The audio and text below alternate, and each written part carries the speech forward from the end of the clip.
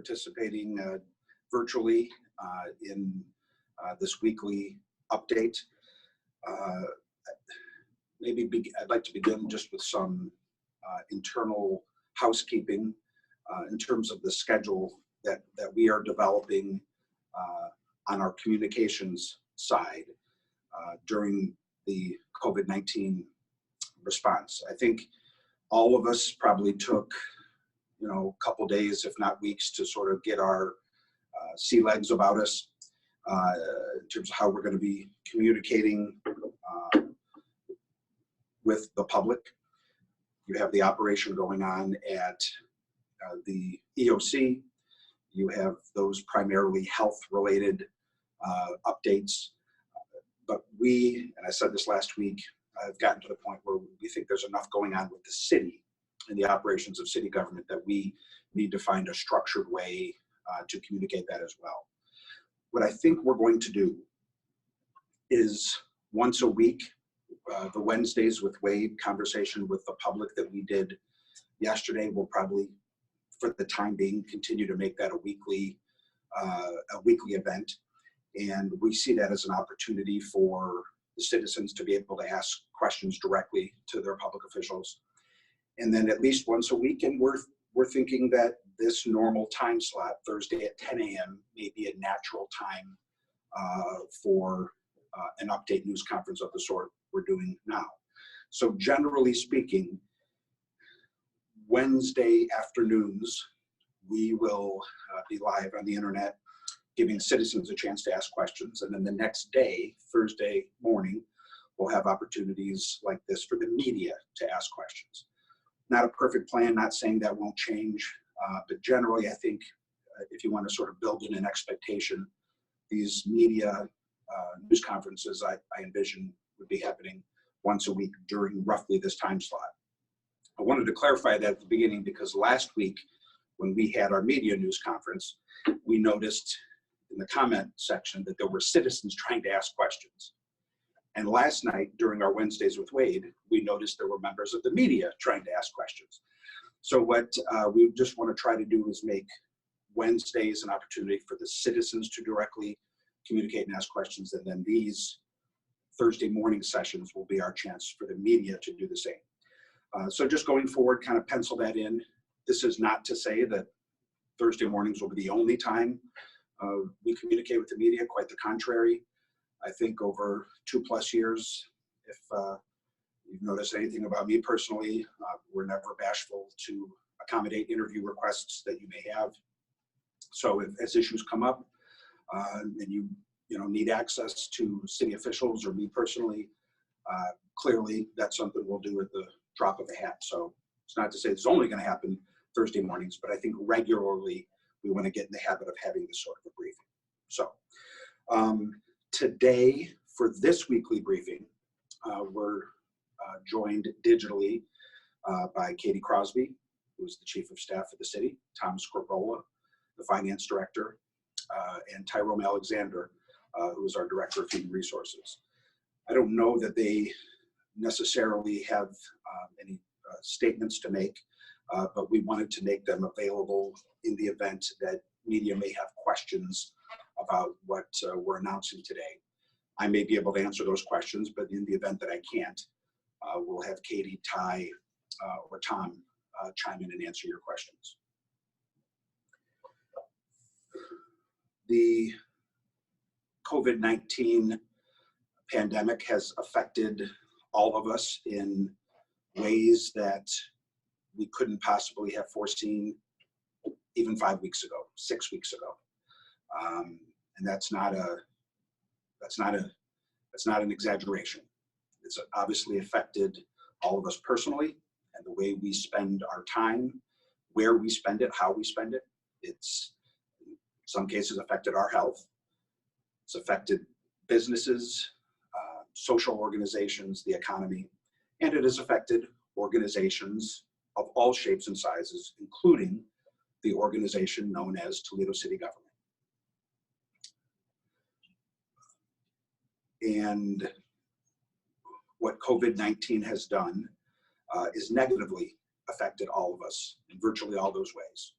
Sure, you can squint and maybe be optimistic that there could be a silver lining to some of the things that's happening right now. Maybe we can achieve a general sense of brotherhood and sisterhood that maybe Americans haven't had for a number of years. Maybe even by staying apart physically, we metaphorically can come together.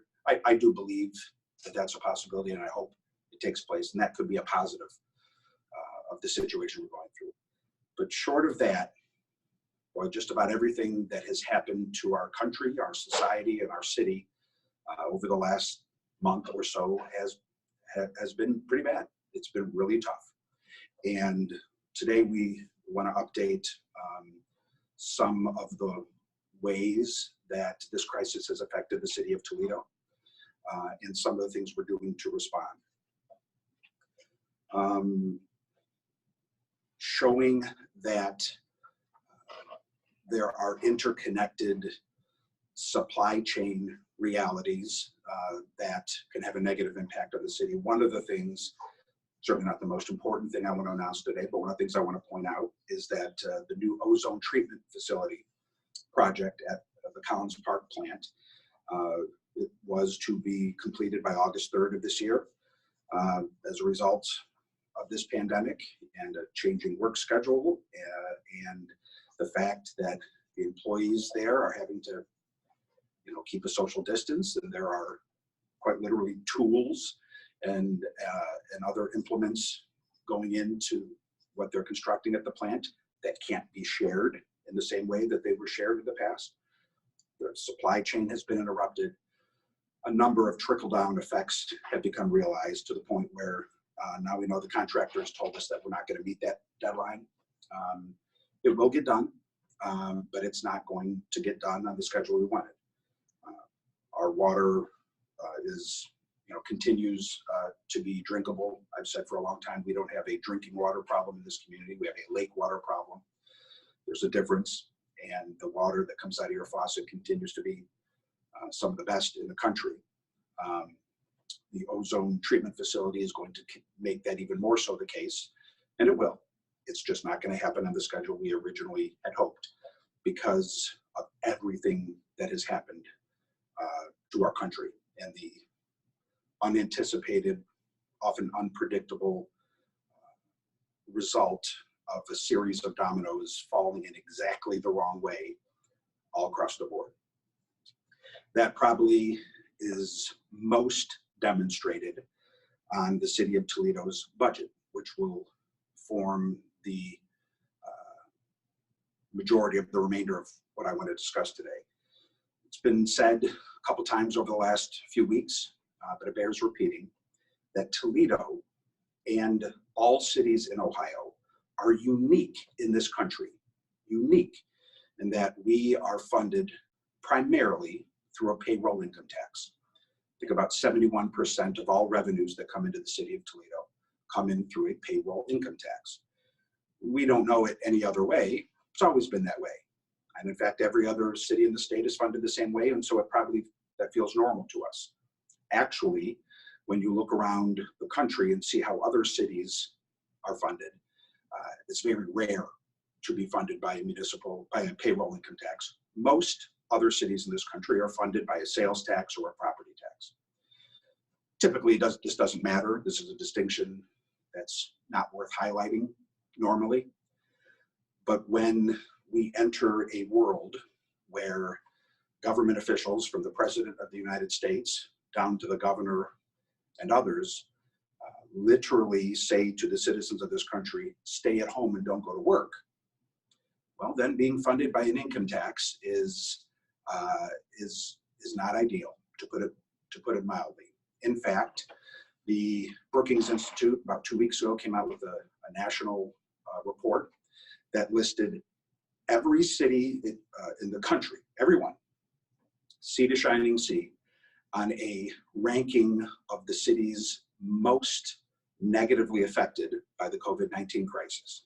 Of all the cities in our country, from Alaska to Maine, the top 5 most negatively affected cities were all in Ohio. Toledo was number 4. I think Cincinnati was the most negatively affected. Columbus was second. Third was a city in Kentucky, I believe. Toledo was fourth, Cleveland was fifth. That's not an accident. It's not a coincidence. It's because the way Ohio funds its city government is based on an income tax. And right now, by design, because of what we've had to do to battle this virus, people are not working the way they were. Income is not being generated the way it was. It's a reality. It's not something anyone caused. It's no one's fault. We don't want to be in this position. We didn't do anything to be in this position, but it happened. And we have to adapt to it and react to it. We are now in a recession, and that's not a recession is something that can be mathematically, objectively defined. It's not someone's opinion. It's not a, political phrase of spin. It is something that has a definition. A recession is 2 consecutive quarters of negative economic growth. Well, the first quarter in the United States saw negative economic growth. And while the second quarter hasn't ended, there will be record-setting negative economic growth. Some economists believe that the economy may shrink by 30%. So there's no question. It's not an opinion. It's just a fact. We are now in a recession. The longest period of uninterrupted job growth in the history of our nation is over. And we're back in a recession. Recessions happen at relatively regular intervals in our country's history, every 10 to 15 years or so. And so all of us knew that there would be a day when we'd be facing a recession. The fact that we're in a recession now is not a surprise. Everyone knew one would eventually come. But what is surprising is how quickly and unexpectedly it showed up at our front door. 5 weeks ago, when I say we, I'm in the city of Toledo, we were enjoying record high income tax collections, a record low unemployment, a momentum and energy that hadn't been seen maybe in a generation. And then with the flip of a switch, it all ended. And we went from a really strong, healthy economy to a recession like that. That's the reality. It's not just the reality for Toledo, it's the reality for Seattle and Denver and New Orleans and Miami and Boston and everyone in between. It typically, governments and organizations, businesses have a little time to prepare for this. They see the economic winds changing and they make adjustments. Metaphorically speaking, they trim the sails a little. They begin to adjust and make decisions to help prepare them for the economic downturn. No one had the chance to do that this time.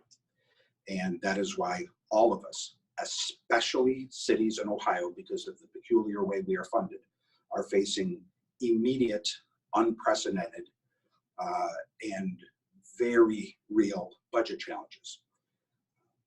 I've talked for a couple of years now about my public life and how, beginning as county treasurer, and certainly with 12 or 13 years I spent as county treasurer, the experience I have dealing with public budgets, I did feel that was one of the strengths I would bring to the mayor's office. And I would say that those experiences have served us well. I inherited a budget deficit. 2 years later, we had turned it into a budget surplus. And then, poof, that surplus turned into what we now know is somewhere between a $25 to $50 million deficit. That's tough and that's real. And you might say that's unfair. Well, sometimes life is unfair. No one's going to feel sorry for us. No one's going to make excuses for us. We just have to be accountable, and we have to make the tough decisions that leadership requires. Working with City Council, my administration, has turned a deficit into a surplus once before, so I know we can do it again. But to some extent, we've got to start all over. Didn't choose this path. Fate chose us. I know that we have a serious team in this administration that understands that citizens and families and businesses are having to make tough choices and do things that even a month ago they never could have imagined that they would be having to do. We need to do the same thing here in the city of Toledo. I am fortunate as mayor to have a team, not just in my administration with our finance department and our chief of staff and everyone, our entire executive team that takes this seriously, but also a city council that is committed to this as well. The budget task force has been meeting. We've briefed city council at every step of the way. I want to give us a special credit to Matt Cherry, the president of council, and then Chris Delaney and Katie Moline, who are the chairs of the budget task force committee. That's a good group. That's a good group of councilmen who take this seriously. One of the reasons I know that we will get through this, and dig out of the financial hole that fate has assigned to us, is because we have such a good team. Today, I want to announce one of the ways that we can dig out of this hole. There are a number of things that we can do and that we're going to need to do. A number of things we will do on the revenue side. There's the CARES Act, recently passed by Congress, is going to be a source of relief for us. We recently received a larger than typical amount from the Bureau of Workers' Compensation, for instance. There are, we have a budget stabilization fund that will be accessed, I'm sure, to some extent during this process. A lot of different options on the revenue side, and we're working with City Council to make sure we do that responsibly. But any effort to dig out of an unanticipated historic $25 million hole, made more daunting by the fact that, again, a month ago, we were enjoying record high income tax collections. Any attempt to be serious about this has to involve cuts in our expenditures. And what that means for every organization, unfortunately, whether that organization is a business, a social service agency, or city government, is that payroll and personnel costs have to be a part of the equation. It's the single largest expenditure of any organization, any business, any company, of any size, and certainly it's true in our organization. So one of the things that we have found that we are going to need to do, that we're announcing today, is that there will be 326 employees that are going to be put on temporary emergency leave.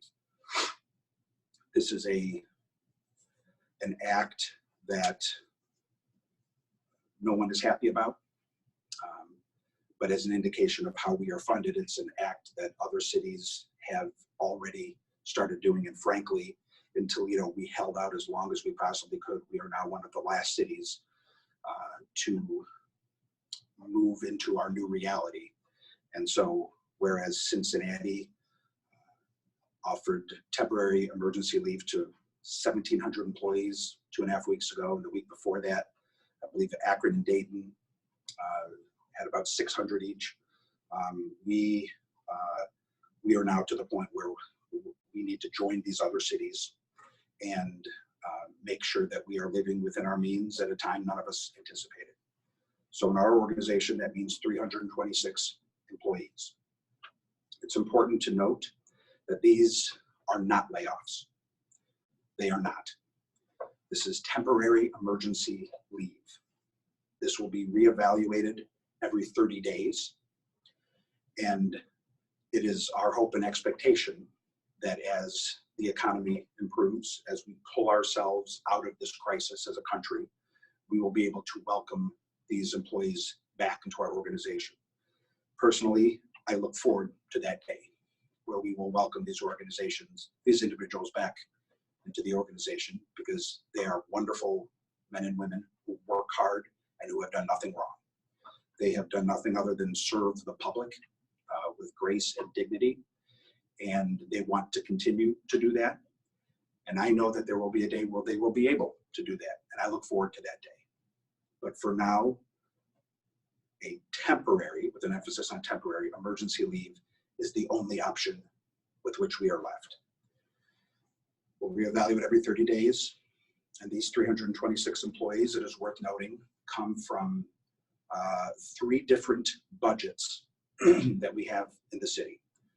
The highest profile, and I think the most easily understood by the citizens, is the general fund. That's clearly the largest and the area that has received the most focus, and the area where we see that $25 million deficit caused by the fact we're funded by an income tax.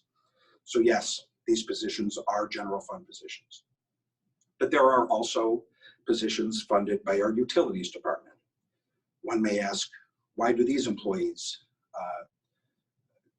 face the need to have temporary emergency leave? They're not funded by an income tax. So though we have taken a massive hit in our revenues, shouldn't apply to this to this fund. True, they are not hurt by what's happened to our city on the income tax side. But among the many multifaceted negative effects that are happening here is the fact that the City of Toledo is not selling as much water, frankly, than it was recently, and doesn't plan to in the same volume that it had. We found about a 15% reduction in just the amount of water that we're providing to customers. You know, when you have major customers like Jeep, that has sort of gone dark for this month, or our largest single customer, the Toledo Refining Company, to say nothing of BP, who is primarily a customer of Oregon, but they do get some water from us. There are just massive consumers of water who aren't consuming as much water and are not likely to do so long term. That and typical social distancing realities in our utilities department require that even those employees, some of them aren't even funded through our income tax, face this new reality. And our third fund, where these 326 employees work, is our SCM&R fund. That is funded primarily through the state gas tax. But there again, when you think about what's happening in this country, I think everyone's noticed the price of gas has gone down, and that is a good thing. But it's a supply and demand reality. People aren't driving as much. So to attract more sales, gas stations, of course, are lowering the price of gas. That's a reflection that people aren't moving around, they're not driving. It also means that the state gas tax is not providing the resources to the city that even 3 or 4 weeks ago we thought would be the case. So from these 3 major funds are these employees found. There are individuals affected in virtually every department of city government. There are employees in the Human Resources Department, Finance, Information Technology, Diversity and Inclusion, Neighborhoods, Law, Building Inspection, Plan Commission, the Mayor's Office. The Mayor's Office, it's, you know, we understand that we have to be a part of the shared sacrifice that is occurring, and so there are individuals who work here who will be forced to take temporary emergency leave, and we will miss them as we will miss all 326 and welcome the day they can return. The Mayor's Office is a very big part of leading by example in this tough time. Public utilities, I've touched on, public service, fire and police, though I want to emphasize here, we are not talking about uniformed officers and firefighters. We're talking about civilian employees in those departments. And so while there are individuals in those departments affected, I would like to crucially emphasize that there are no uniformed officers in the police department, uniformed firefighters, paramedics in our employment who are affected by this. None whatsoever.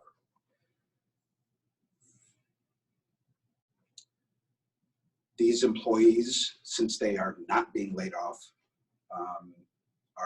will continue to enjoy some benefits that they have as employees of the City of Toledo. They're going to continue to be able to receive health care. They're going to continue to be eligible for other benefits like tuition reimbursement, things of that nature that we continue to provide them. But generally speaking, these are employees who are going to be, filing for unemployment, and that's tough. That's tough for our organization. It's tough for these individuals. It's not something we wanted to do, frankly. Among the other cities in Ohio, we were among the last to get here because we just didn't want to lose the excellence, even for a temporary moment. We don't want to lose the excellence we have in our city departments. But like I said, sometimes life isn't fair. It's a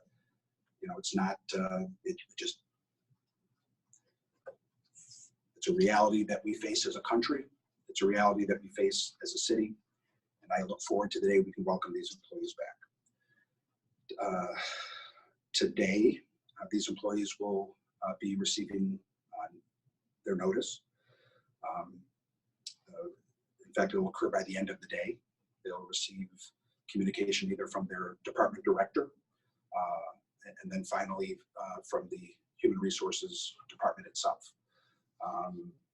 There are logistical sort of paperwork and IT realities that we have to tend to on a day like this. But what we're most concerned about is the welfare and dignity of our employees who have answered the bell and done everything that they were asked to do and are in this position not because of any decision they chose, but because fate chose us. And we will get through this, we will. But there are going to be tough days like today and tough weeks like today, where all Toledoans are going to have to make sacrifices, just like we're doing in our personal lives, just like businesses. Businesses are facing these exact same situation.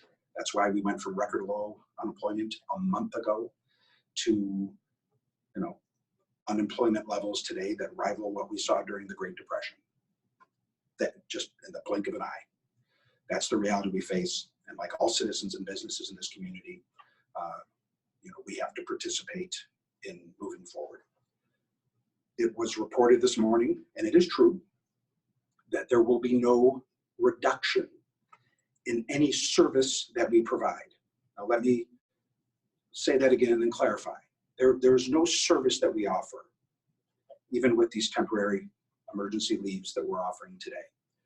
There's no service that we provide that is going to be eliminated. None. But the services that we are going to provide, let's be honest, common sense will tell you that those services are going to be provided a little more slowly, a little less often than any one of us would want them to be. I used the example last night during our Wednesdays with Wade conversation, and I'll say it again. I think it's a great example. It's not the most important service we provide. It's just an example I think people can relate to. This weekend, again, a month ago, when we were living in a very different world, we had long anticipated that this weekend, middle of April, this weekend, we would send our crews out and start, mowing grass in our city parks. It's getting to be, we're in spring, although I'm told we might have 2 inches of snow tomorrow. Welcome to Toledo. But all else being equal, the temperature is about to start getting nice, and it's time to mow parks and vacant lots and all of the other properties that we were going to do that this weekend. We're not going to do that this weekend anymore. We can't. It's just, the world has changed. Now we still will mow parks. And again, this is just one small example. We'll still do it. But Jesus, it doesn't take a rocket scientist to figure out that, when someone flips a switch and produces a $25 million hole in a budget that a month ago had a surplus, you're just not going to be able to provide any service as quickly and as efficiently as you wanted to. So we're not eliminating anything that we do. let's be clear. The things that the services we will provide will probably be a little slower and less frequent than any one of us would want to be. And that's what we're going to have, that's a reality we're going to have to adjust to as we get through this difficult time that we're in. It's not going to be forever. We will get through this. That's why I do want to emphasize that these aren't layoffs. And the T in TEL stands for temporary, and that we are going to come to a world where we're going to sort of get back to normal. And I look forward to the day we can welcome these employees back. But the reality is, it's going to take a while to get there. You can turn off an economy with the flip of the switch. We just learned that. But you can't turn it back on by the flip of the switch. It's going to take a long time. And there are going to be expectations I think we all have. They're going to have to be readjusted as we move forward. So those are the end of my prepared remarks. It's a very tough day, but unfortunately a necessary day as we deal with something our country hasn't faced in at least 100 years. You have to go back to the Spanish flu of 1918 to have anything remotely resembling what's happening in this country right now. Again, we have Tom, Ty, and Katie available to answer any questions that you may have. Perhaps I would be able to answer your questions depending on what they may be, but they are a resource that you can take advantage of right now if you'd like to as well. So with that, I'd like to open it up for questions. I know that there's a button, a raise hand button, I believe you might have access to. So if you could do that, we can get into questions. Mayor, the first question comes from Sarah Elms of the Blade. Sarah? Hi, can you hear me? Yes, yes. Morning, Mayor. Can you explain a little further the difference between these TELs and furloughs, please? You know, it is, that's a really good question. And from the standpoint of general conversation, from the standpoint of how people use language, I'll be honest, there's probably not much of a difference between a TEL and a furlough. They're probably as close to a synonym as you would likely find. I do know, though, that there is a legal distinction. Again, the employees that we're talking about here have the benefit of being represented by a bargaining unit and a union, and I want to say right at the outset, we have had wonderful cooperation with our bargaining units. There are 9 bargaining units that represent the 2,700 employees in the City of Toledo. We've had nothing but good, healthy conversation and cooperation with all of them. This wouldn't be happening without their cooperation and their advocacy. In those contracts, in many of those contracts, there are issues pertaining to bumping rights and just a whole number of contractually negotiated realities that create a legal difference between a TEL and a furlough. That is a legal reality, but for this sense of general conversation, I won't disagree with the notion that effectively the two phrases are pretty close synonyms. So that's how I would address it. You know, I don't know if Ty or Katie wants to jump in on the legal. There is a legal difference. Fundamentally, it kind of seems like a synonym, and I get that. If someone else wants to jump in on that, you're welcome. That's how I would answer that. No, Mayor, this is Katie. I think you answered it fine. Okay. Mayor, the next question comes from Bree Malaska of WNWL Channel 24. Bree?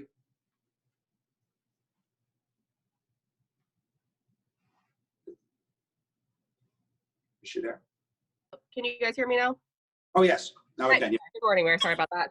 So you said you were referencing the $25 million deficit. Is that what the city is currently at, or is that what you are projecting?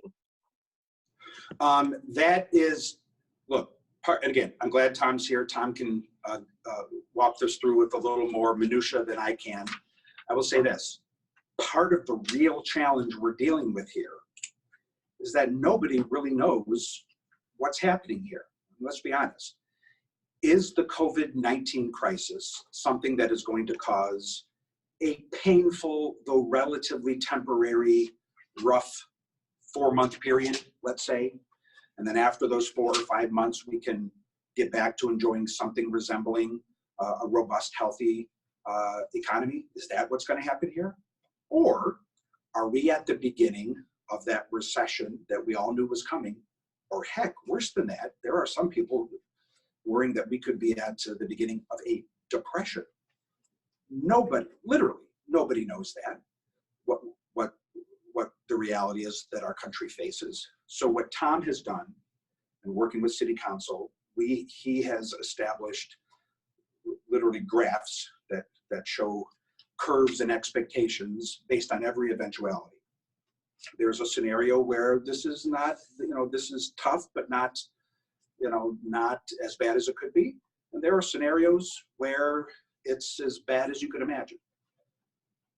Generally speaking, those range of options are somewhere between $25 to $50 million by the end of 2021.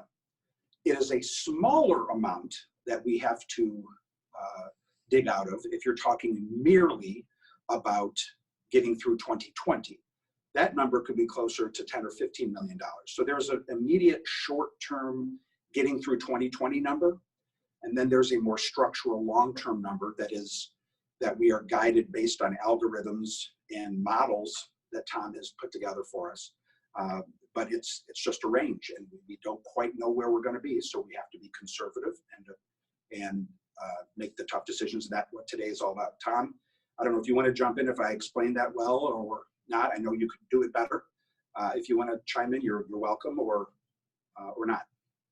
Thank you, Mayor. Yes, I endorse everything the mayor said, and certainly income tax being 70+% is a huge part of that. We are watching all the data, both in the media and in our books and in incoming mail to try to understand what the size, velocity, and duration of the income tax problem might be, and monitoring that. It's going to be challenging because information is difficult to come by with income tax payments being delayed till July 15th, but we're going to keep monitoring it. The rest of the revenue sources in the general fund are substantial in and of themselves and are also subject to volatility. There's casino revenue, and there's other revenue that's varied in nature. It's also going to take a hit. We have projections on all of those. But as the mayor mentioned, we're dealing with biology with regards to the virus and behaviors on a local, state, national, global level that impact us. And we're just doing our best to try to keep a range of potential outcomes in mind and to facilitate good decision-making in real time. Great. Thank you guys so much. Thank you. Mayor, the next question comes from Sean Hegarty of WTVG Channel 13. Sean? Mayor, can you hear me? Yeah, it's a little low, but I can hear you. Okay, sorry, I'll speak up a little bit, sir. Are you close, or how close are you to any potential layoff of uniformed police and fire? I would say right now we are not close. It is something that, frankly, we haven't even put on the table and considered. That's a policy decision. That's a value judgment, and the buck can stop with me. This is a decision that I feel is important. I believe that public safety is always a core function of government, and it's very base. Public safety may be the essence of local government, and so it's always important that we are strong when it comes to our police and fire departments. But in this particular unique case, it is even more important that we keep our numbers in police and fire strong, because those are the departments that are first responders, boots on the ground. They are the people who are at risk and putting themselves in a position to help us deal with the health realities that are going on in this country right now. So it is, I think if I've learned anything over the last month, is that you never know what tomorrow's going to bring, and things that you couldn't imagine, decisions you didn't even imagine making a month ago are now reality. So I guess I'll never say never, but it is something we've not discussed. Don't plan on re-engaging on that issue. It is a value of mine and a policy decision that we need to make sure we have a strong police and fire paramedic team going forward, given the unique health and safety risks we're facing. And if that upsets someone, then if it makes people feel better to blame someone, blame me. But that is what I believe, and that is the decision I've made. Just if I could follow up there, do you recall from several years ago the phrase exigent circumstances? Do you think we'll be in that situation again? I wasn't in city government then. I think you're talking about the Great Recession of 2009, 2010. Yes, sir. Yeah, I was on the county side then, so I wasn't a part of any of those discussions. I don't believe that that is a reality that we are going to face at all. And the best example, the best reason that I can point to is the level of cooperation and the level of cooperation we've had getting to where we are with our bargaining units. Again, exigent circumstances to some extent signaled a fundamental breakdown between management and labor. I wasn't here, not blaming anyone, but that's what exigent circumstances mean, is that management and labor can't do it.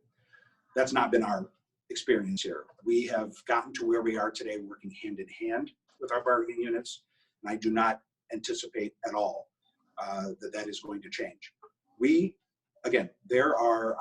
I've talked about several different exit ramps, if you will, that can guide us off the road that we're on. And it's not a road you want to be on, this road of a budget deficit. Cutting expenditures is one exit ramp, and it's an important one, and it's what we're focusing on today. But there are other things that we can do. I talked about the budget stabilization fund, sometimes known as a rainy day fund. Again, we're going to have to work with council to figure out how we're going to address that. I will make the argument that if what is happening in the country right now is not rain, then I don't want to see the monsoon when it arrives. I think you can make a strong case that this is a time where we should tap into resources there to some extent. I think there's very likely to be a legislative change coming out of the State House within the next month that will give cities increased flexibility in purchasing bonds against future income tax collections for short-term needs. That's going to be an option. So there will be a time that we're going to talk through all this, and when we know every exit ramp that we're going to take, we're going to update you and everyone about it. The reason I feel so comfortable that we're not going to get to some of the real unfortunate fighting that happened 10 years ago was because we have a number of different paths that can get us through this. Cuts is one. There's no question. That's what we're doing today. We have but there's some other things that we can do, and we're going to do together that make me feel pretty comfortable that while this is going to be tough and tougher than any of us expected or wanted it to be, I think we're going to get through this without any of the nastiness that we saw 10 years ago. I believe that fundamentally. Mayor, the next question is from Kayla Kirby of Channel 11. Kayla? Hi, Mayor. Can you hear me? Good morning. Yes, I can hear you. Okay. You mentioned on the temporary emergency leave employees, it'll be evaluated every 30 days. Is there a potential that if this gets worse before 30 days, more employees could be cut, or are you sticking with the 326 until the 30 days are over and then reevaluate? I cannot imagine having to add additional employees to the TEL list before 30 days are up. I can't, again, I guess you'd never say never, but that's just much like cuts to the uniformed police and fire service are not even on the table. That too is not on the table. I think for the next 30 days, this is what we're looking at. And 30 days from now, we'll reevaluate and see where we are. Katie or Ty or Tom, if you want to chime in, and if you disagree, you're welcome to, but that's just not, that's just not going to happen. I think this is where we are for 30 days and we'll reevaluate there. There's no additional TELs that'll be offered in those next 30 days.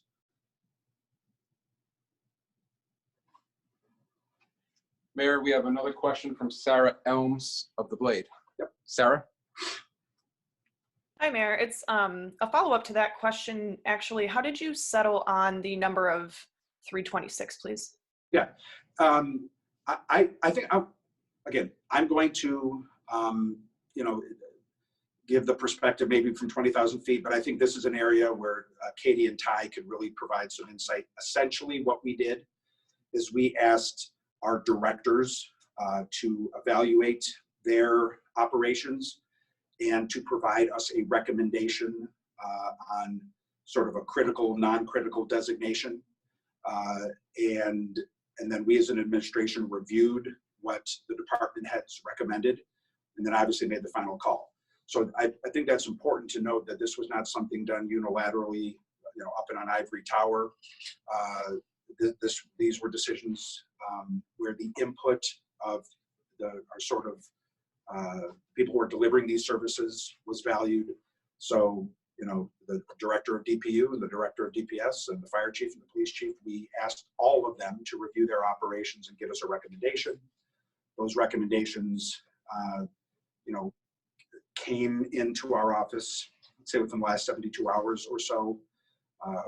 We went through the list, reviewed it. We wanted to make sure, I know he's not on the call right now, but Matt Boaz from DNI, we wanted to make sure that these positions, 326 effective positions, did not unfairly focus on any one particular group of employee based on age or race or gender or any protected class. So we had Matt and his department review it to make sure that this was this process was done fairly in a way that's respectful to the diversity of our workforce. And so Matt did that, and we kind of went up through our chain of command, and I would say really within the last 24 hours, our team approved what our directors recommended, and we moved forward. Now again, that is my perspective on how we did this. Katie and Ty are more involved in the minutia and the specifics. So Katie, Ty, if I got that wrong, or if you can add anything to it, certainly feel free to do so. But that, generally speaking, is how we approach this. I'm just going to add a few more comments. So when the mayor talked about the critical and non-critical employees, when we first, the first part of the process was beginning to determine what employees could work remotely. So we started with that list. And then as Tom Scribola began to look at our financials, he gave us a target number both for non-personnel and personnel costs that we needed to address. So we took that non-critical list and began to do an assessment of impact on operations and what employees would be best suited for TEL. The other thing that was really important to us as we went through this process is we wanted to make sure that employees were able to access the additional $600 in unemployment. We are trying to figure out, we want to make sure that this has the least amount of financial impact to employees. Of course, we can't completely take away that impact, but we also took that into consideration as well. So we did the non-critical list, looking at who could work remotely. The second thing is that Tom Scrigola gave us a target number for non-critical employees, and then we began to work through the list in that way to determine which had the least amount of impact to operations. Okay, thank you. That's really helpful. Can you put a dollar amount at all to how much you think this will save in this first 30 days? I have what I think might be an annual savings, but if you want to put it in monthly terms, Tom, how would you answer that? Yes, over the month for the general fund, we would anticipate that, let me pull that number up. We would anticipate that being about $600,000 for the general fund, and overall for the city, something in excess of $1.5 million for the entire city. Right, because, and that's right, and those numbers work out, but that larger number contemplates money being saved on SCM&R and utilities and all funds. We have said before, I believe publicly, in fact, I'm certain publicly, that this action on the general fund side is likely to save us somewhere, $5 to $7 million in the general fund. I think Tom's math on a monthly breakdown works out about right. So I think I was going to answer it on an annual term. He answered on a monthly term. I think the numbers are the same. Okay, thank you. I asked monthly just because you said you'll reevaluate every 30 days. So, Fair point. thanks. Mayor, we have another question from Sean Hegarty of Channel 13. Sean? Mayor, what's in the rainy day fund, and what is your process on, or your thought process at least, on possibly getting a hold of some of it? I believe it's about $34 million, but fortunately Tom is here to make sure that my memory is consistent with facts. Tom, how much is in the budget stabilization fund? Yes, our budget stabilization fund is estimated to end 2019 at roughly $35 million, and we've had actually a pretty good first quarter, so we expect that number to be pretty stable as of the beginning of this particular crisis. It's inadvertently improving that I know my numbers. I thought Tom was going to have to bail me out, but I think I was right on. So that's the amount. The process that we would go through in this point very much involves City Council. This would, administrative decisions of the sort that we are announcing today under the strong mayor form of government are fundamentally decisions that we make, and of course we do it with input from a number of different stakeholders, but it's not something that required an ordinance. In other words, access to the budget stabilization fund, or some call it a rainy day fund, would be different in that would involve, if we get there, because theoretically we may decide to take nothing out of the rainy day fund. I'd be surprised if we took nothing, but it's possible. But if we do get to the point where the budget stabilization rainy day fund needs to be accessed, that would involve a vote of City Council and a public process and a public vote. We, again, the budget task force has phone calls regularly. We keep City Council updated. Council, though now digitally, virtually, has its meetings. They still have meetings, gender review meetings, council meetings. That is something that we will have to decide together, just as we would in a normal year. Just as we would in a normal year, we have to decide, whether we're going to tap into this fund or that fund. But ultimately, at the end of the day, access to that money would require an ordinance, and it would be something that council would participate in very, very publicly. Mayor, we have one more question from Sarah Elms, again at the Blade. Sarah? Hi, Mayor. Thanks again for your time. I'd like to ask a non-budget related question. I'm wondering if you have any reaction to all of the newly released numbers on coronavirus cases in long-term care facilities here in the community, and if you know of the strategy to keep these people living there and the employees safe at these facilities. It's a significant number. Yeah, I'm aware of the numbers. I'm concerned, deeply concerned about it. You're talking about a population that is perhaps most vulnerable to this virus, and in a situation where they, are living together in a relatively confined space. It's just unfortunately a perfect breeding ground for this virus. So it's talking with the governor like we do every day. This is something that has been happening around the state with some frequency. There was a care facility in Dayton 2 weeks ago that had a huge spike. I want to say it was 30 or 40 in one day. Over in the Mahoning Valley, there was another example. I'm not surprised that something like this has happened in our community, given the nature of this, not happy about it, of course, it's not a surprise. In terms of the response to it, I want to be, I think, as you know, Sarah knows and all the media knows, I am never short on opinions about anything, and I'm always willing to talk to the media at any time about any topic, truly. This one, I want to be careful not to kind of get out of my lane, and I want to, I guess, to the extent possible, defer to the health professionals on what the right response to this would be. Instinctively, I could think about different ideas around social distancing, but I would be comfortable. I'd be uncomfortable saying any more than that, just because I'm not a public health professional. Fortunately, we do have public health experts working on this, and I trust their judgment a lot better than I trust mine. So I guess that's how I'd answer that. Okay, appreciate it. All right, again, thank you to everyone, and let's just kind of, for your notes, let's just kind of pencil in Thursdays at 10 a.m. for this kind of weekly media briefing. But again, as you know, working with me here the last couple of years, things pop up, at any time on any issue, we'll set up a, one-on-one interview about any topic.